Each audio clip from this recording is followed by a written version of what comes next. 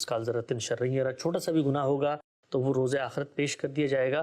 لیکن آپ اگر آپ نے 5 نمازیں پڑھی ہیں، کوئی چھوٹی موٹی غلطی کوتاہی ہوگی تو اللہ تعالیٰ کہ اس کو معاف کرتے چلے جاتے ہیں. یہ تو اللہ تعالیٰ نے قرآن مجید میں کئی جگہوں پر بشارت دی ہے کہ اگر انسان نے اپنے آپ کو بڑے گناہوں سے بچائے رکھا ہے تو نکفر عنہم سیئاتہم، چھوٹے چھوٹے گناہ یا ان گناہوں کے مقدمات میں انسان اگر مبتلا ہوا ہے تو یہ معاف ہو جاتے ہیں اور خود بخود معاف ہو جاتے ہیں.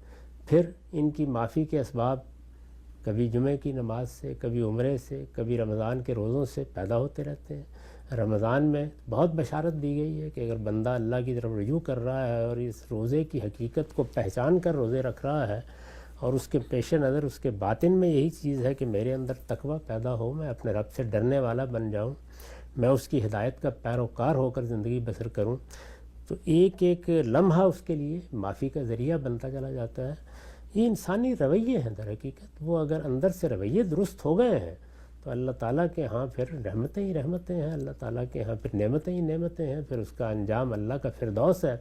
اس میں یہاں پر بھی ایک قلب مطمئن حاصل ہوتا ہے اور وہ بشارت بھی انہی لوگوں کے لیے ہے کہ اے میرے بندو، آؤ اس جنت میں داخل ہو جاؤ جو میں نے تمہارے لیے تیار کر رکھی ہے.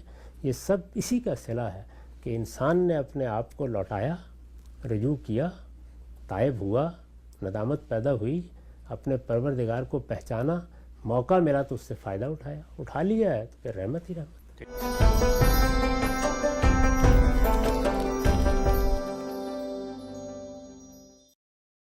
رمضان کے اندر نشریات کا خصوصی سلسلہ جاری ہے. ہم لوگ رمضان سے متعلق حدیث کا مطالعہ کر رہے تھے. آگے بڑھاتے ہیں سلسلہ گفتگو کو. آپ حضرات کی جانب سے رمضان ہی میں موصول ہونے والے کچھ فقہی نوعیت کے سوالات غامدی صاحب کی خدمت میں رکھتے ہیں. ہم صاحب کچھ خواتین سے ہمیں سوالات موصول ہوئے ہیں، میں آپ کی خدمت میں رکھتا ہوں. کہتی ہیں کہ رمضان میں خواتین کا زیادہ وقت کچن میں گزرتا ہے، ان کو مختلف قسم کے کھانے وغیرہ بنانے پڑتے ہیں. اس کا لازمی نتیجہ نکلتا ہے کہ ان کی بہت سی عبادات چھوٹ جاتی ہیں. مثال کے طور پہ تہجد کی نماز ادا کرتے وقت اس وقت سحری کا بندوبست کرنا ہوتا ہے تو وہ لازماً چھوٹ جاتی ہے. تو کیا ہمیں سحر و افطار کا بندوبست کرنا چاہیے ہے یا اس کے برعکس عبادتوں پہ توجہ دینی چاہیے؟ ہم لوگ جو بر صغیر کے پس منظر کے لوگ ہیں، ظاہری بات ہے ہماری رمضان کے اندر خاص قسم کی ڈیمانڈز اور توقعات ہوتی ہیں گھر کی جو خواتین ہیں اپنی ماؤں سے، اپنی بہنوں سے کہ وہ اہتمام کریں چیزوں کا. تو وہ یہ پوچھتی ہے کہ اس اہتمام میں ان کا تو بھلا ہو جاتا ہے لیکن ہم لوگ جو عبادت کرنا چاہیں اس کا. اس بات کی کوشش کرنی چاہیے کہ رمضان کا مہینہ نہ مردوں کے لیے کسی اہتمام کی نظر ہو نہ عورتوں کے لیے. کوشش یہی کرنی چاہیے.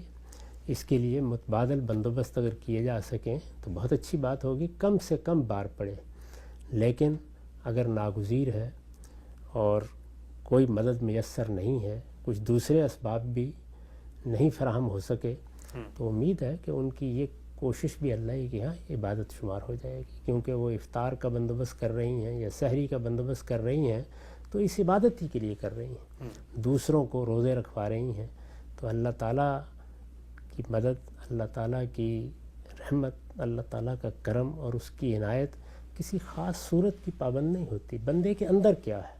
میں نے اس سے پہلے بھی عرض کیا تھا نا کہ یہ قربانی کے جانور کا خون تو اللہ کو نہیں پہنچتا، فرمایا تقویٰ پہنچتا ہے. تو اگر وہ کھانا پکاتے ہوئے، کام کرتے ہوئے اللہ کو یاد کر رہی ہیں، عبادت کی بھی ایک تو خاص صورت ہوتی ہے نا. آپ نے نماز پڑھی ہے، آپ تلاوت کرنے بیٹھ گئے ہیں، لیکن آپ سبحان اللہ پڑھ رہے ہیں، الحمدللہ پڑھ رہے ہیں، اللہ کو یاد کر رہے ہیں، آپ اللہ کے خوف کا احساس کر کے تمام کاموں میں لگے ہوئے ہیں. تو آپ کے باطن میں اگر ذکر ہے، شکر ہے، آپ کی زبان پر اچھے کلمات ہیں تو ان کے لیے تو فارغ ہو کے بیٹھنے کی ضرورت نہیں ہے.